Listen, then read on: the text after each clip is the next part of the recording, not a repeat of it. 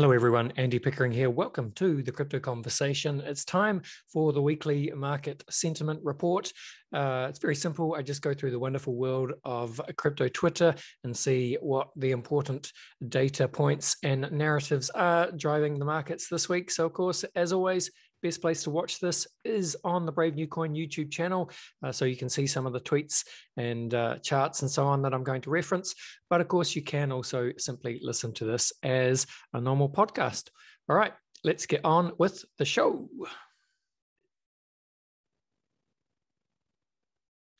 All right, so if we start over at bravenewcoin.com, and we can see on the Bitcoin liquid index, the BLX, Bitcoin is around 41,500.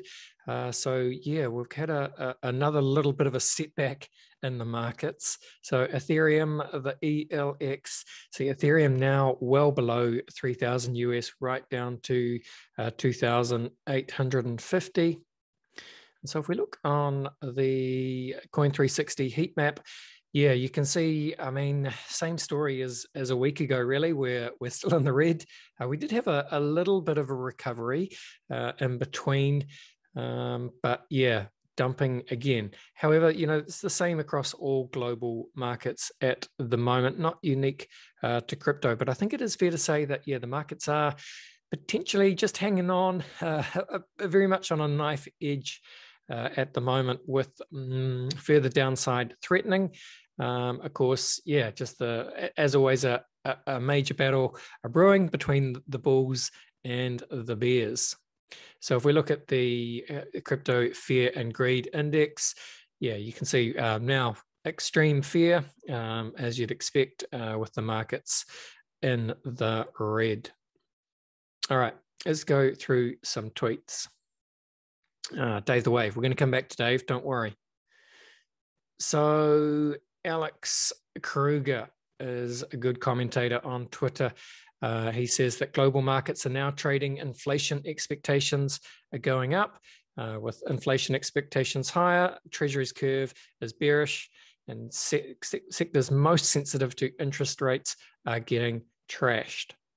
So what Alex is really talking about is we had some comments from Secretary Janet Yellen this morning saying that the US Treasury is set to run out of cash around October 18 if the debt limit is not raised. So, of course, you know, there's one of those infamous political battles in the US at the moment, as always, between the Democrats and Republicans over, you know, whether they will be able to raise the debt limit in time, whether it's a good thing, all that kind of stuff. I mean, really, they're going to have to raise the debt limit, otherwise they'll run out of cash to pay everything from, you know, social security payments to any kind of infrastructure, and well, things would just get messy if the US ran out of cash.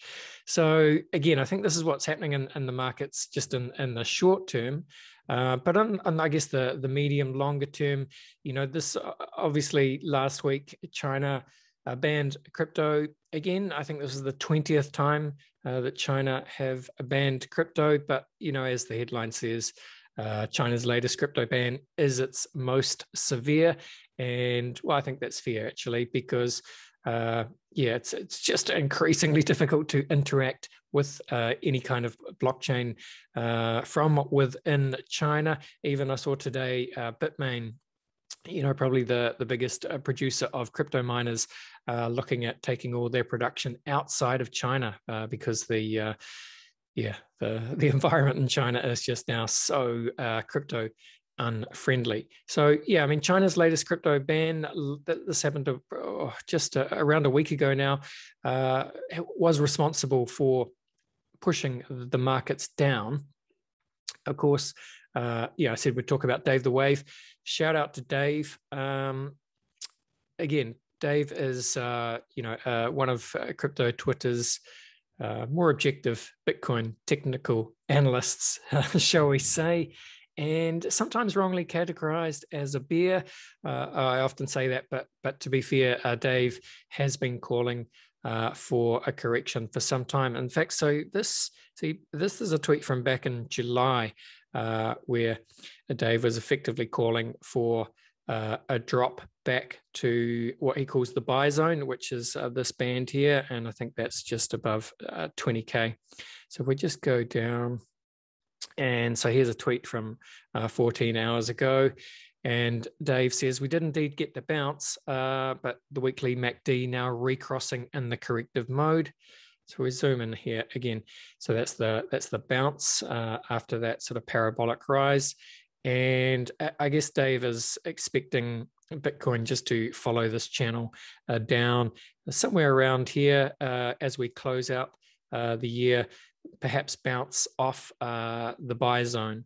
And then be bullish into 2022, I think is what Dave is, I won't say expecting to see because that's not how TA works, but yeah, that's Dave's most likely scenario, I think. And we'll give a shout out to Dave. I know Dave watches these videos because he's been generously tweeting them, retweeting them on occasion. So I hope you're doing well in the great New Zealand lockdown, Dave, wherever wherever in the country you are. Must get Dave back on the podcast. Actually, he was on 2 months ago, and I think it'd be good to perhaps catch up with you again, Dave, and yeah, dig into what you're expecting to see in Q4 this year, because I think fair to say, Dave, if you are perhaps bearish on Q4 for Bitcoin, of course, Plan B is bullish on Q4 for Bitcoin. So again, this is just, I say this every week at the moment, but that's because, it's true. It's just one of the fascinating narratives. I mean, it's the push and pull between the bulls and the bears. And I just think, Plan B is a great representation of the bulls, and Dave, perhaps unfairly, but, I think he's an excellent representation of the bears just at the moment. And really it's more accurately, it's about their different models. So Plan B's a stock to flow model, which he says Plan B, he says it should be around 100K now, right? Obviously it's not. We're a little bit below 43K, or at 41K, whatever it is. And so Plan B, back in June, he said that his worst case scenario for the monthly close on Bitcoin would be September 43K. So, we're about 2 days away. So, if we do get there, I mean, that's not a bad shot, not a bad shout. And of course, as we go into Q4, Plan B is very bullish indeed. So again, we'll just have to see how this plays out. Is it stock to flow? Is it Dave's more kind of long-term logarithmic growth, diminishing returns model? Happy to talk to Dave again on the podcast about all this. And just going to be fascinating to see, do we have a bullish or bearish Q4? I don't know, but we're almost about to start entering Q4. Anyway, what's this? Pomp on his, what does he call it? The Best Business Show. Just referencing this because he had Jihan Wu. Remember Jihan Wu? Jihan, one of the founders of Bitmain, a very controversial figure in the Bitcoin block debates of 2017. And so I watched a little bit of it this morning. I haven't really had time to watch the whole thing, but just interesting to hear Jihan Wu, no regrets, holds a lot of different assets. But yeah, you can watch that yourself if you're interested to hear what Jihan has to say. Now this of course, this is quite big news last week, so I thought I'd better just reference it quickly. Jack from Strike you probably did see that last week, Twitter enabled free instant global payments for Twitter users via the integration of the Strike API, which really enables Bitcoin tips on Twitter using the Lightning Network. So that's super cool. And yeah, there's a little, you can see the video of how it works. You've probably seen this. but very easy to use as long as you've got a Lightning wallet and a little bit of Bitcoin. But I think this will just enable more people to begin to interact with Bitcoin and start tipping each other on Twitter, which is always a good thing. And of course, amazing for remittance payments and all of that stuff. So yeah, it's maybe because maybe because I'm in New Zealand, but when this was first announced, I could see the tip button, but it's disappeared for me at the moment. So anyway, hopefully that will come back. What else? Okay, Blake Masters. Blake is the COO of Teal Capital, president of the Teal Foundation, and he is running for the US Senate in Arizona. So he's a Peter Thiel guy. And interesting that he said China banned cryptocurrency last week. I say we do the opposite. The US government should buy a strategic reserve of Bitcoin. Fort Nakamoto, the new Fort Knox. And he says that his Senate campaign now accepts Bitcoin donations. So, yeah, I mean, that's cool. I mean, I don't know much about Blake or whether he has any chance of getting elected to the Senate. But I think just, I'm not sure if he's the first, but he might be the first, wannabe politician or Senate candidate to openly call for the US government to buy a strategic reserve of Bitcoin. So, Bitcoiners have always talked about this kind of stuff. Might happen, could happen. The more people that talk about it, the more likely it is. All right, let's keep it moving to Web3 Metaverse stuff. So Chris Dixon, he's the crypto guy at A16Z, and had a good thread. Chris wrote a really influential essay. He's written a few, but I think it was called Why Decentralization Matters back in 2018. That was an influential essay. I think he also famously coined the phrase, the next big thing in technology will start off like a toy. I may have jumbled that slightly, but you get the idea, and you can apply that to a lot of things. NFTs kind of spring to mind.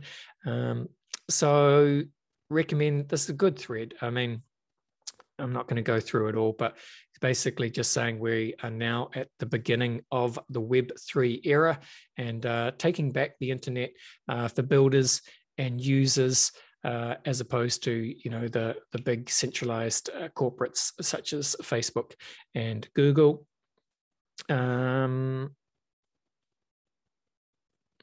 Yeah, so it's exciting, and interesting also to see, people have been pushing back a little bit against this thread, which I suppose just shows how early we still are. Not everyone is on board with the blockchain enabled vision of the metaverse. So again, there's going to be fascinating to see how all of this plays out as well. But I think it is clear that Web3 and decentralized blockchains, NFTs, and tokens really are enabling a whole lot of really exciting internet use cases and just new ways for people to earn, which is intriguing. And part of this, of course, is Epic Games, Metaverse. So I don't know who this author is. I guess he's Washington Post games reporter, but he published a big piece in the Washington Post today. So this is tweeted by Matthew Ball, who of course is a very influential metaverse essayist and thinker. So this is the Washington Post piece. Really fantastic illustrations, and I love all this.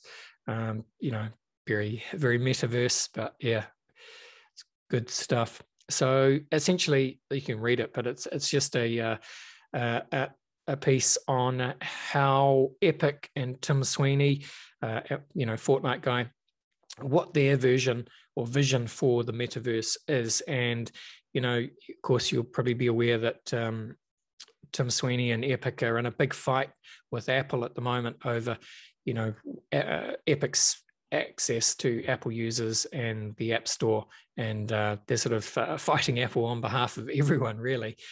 So that's going on at the moment. But of course, one of the points is that I think just through Epic's success with Fortnite. Fortnite is the closest thing we have to the metaverse at the moment, and they're just using it almost as a live sandbox to experiment with all sorts of things. So many different brand partnerships with everyone from Ferrari. There was a Ferrari in Fortnite a few weeks ago. All sorts of different characters from Marvel or Star Wars or wherever you like. And of course, live concerts by Ariana Grande and Travis Scott. So it's just, Fortnite very much leading the charge at the moment. Can we say they're the good guys? Might be a stretch to say they're the good guys, but I think you could say, you almost could say that Fortnite and Tim Sweeney are the good guys if we compare them to Facebook, right? So, for example, I love this. Facebook is spending 50 million researching how not to ruin the metaverse like it ruined the real world. So, yeah, I mean, pick your poison. Which kind of metaverse future do you want? Do you want the fun Fortnite version? Or the fun Facebook version? I mean, ideally we have the kind of the fun decentralized version where there's no one centralized company controlling it all. But yeah, so again, it's just another narrative battle to play out over the decade ahead. All right, start to finish off. What's this? Yeah, I just thought this was kind of semi-tangentially related. So Spotify, they've built, it's just an internal game, but it's for hangouts, instead of sitting on an awkward Zoom call, because I don't know, just video, once you have too many people that you don't know on a Zoom, it is a bit awkward, right? So Shopify, they've created, it's just a game environment. So the idea is you're on a call, it's a work meeting, interview, brainstorm, whatever it is, and you're represented by an avatar, and you can fidget with things like roll tires around or play a jet boat. And so the idea is that it kind of gives you a break from video fatigue. You can be a bit more social and silly, and perhaps that's a more creative environment. So yeah, I think, again, it's just another pointer to where all these things are going. All right, FTX, of course, they're sponsoring everything, and including Lewis Hamilton and the Mercedes F1 team. So Lewis, of course, was the winner of the Russian Grand Prix a few days ago. So yeah, did FTX make the right move partnering with Lewis? I mean, Lewis is obviously, he's the one. He's winning the championships. He's won the last 10 in a row or whatever it is. But you'd have to say that Lewis is, he's the old lion at the top of the mountain, and the young guys, particularly Max Verstappen, are well, they're going to pass him either this season or next. But in the meantime, yeah, great to see FTX get just taken over all sorts of sports. All right, let's finish this off. Okay, slightly more esoteric. Not sure if you know who Mike Masnick is. He is, I guess, the writer, editor, a boss guy at Tech Dirt. And he wrote a really influential essay a few years ago. Oh, forgot what it's called. About protocols. That's it. Platforms versus protocols, which was very influential in the blockchain space.